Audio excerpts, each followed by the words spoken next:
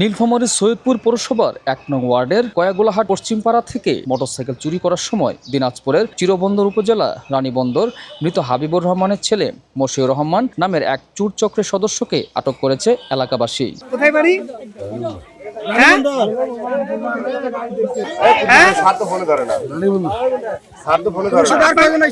আপনার নাম কি?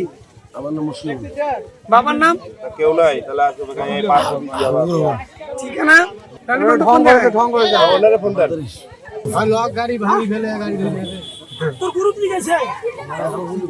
আর একটা খাসি নিয়ে গেছে ভাই পরশুদিন 20,000 টাকা বেটা 20,000 টাকার উপরে আমার পরশুদিন একটা খাসি নিয়ে গেছে। আটক চোরের বাড়ি চিরবন্দর উপজেলার রানীবন্দরে বলে তার স্বীকারোক্তিতে জানা যায়। এটা আমি ওরে ক্যাম্প পাবলিক স্কুলে নামাই দিয়ে আইসা বাড়িতে রাখছি। আমি এখানে যাব, এই মোটরসাইকেলটা রাইখে আমি রুমে ঢুকছি। তাও আমাদের বাড়ি অনেক ভিতরে রাস্তা থাকে, ওখান থেকে নিয়ে ঘর ব্লক ভাঙিয়ে নিয়ে আসছি।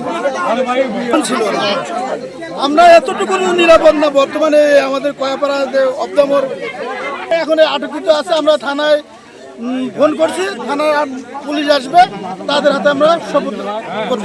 সংবাদ পেয়ে সৈয়দপুর থানা পুলিশ ঘটনাস্থল থেকে আটক করে থানায় নিয়ে যায়।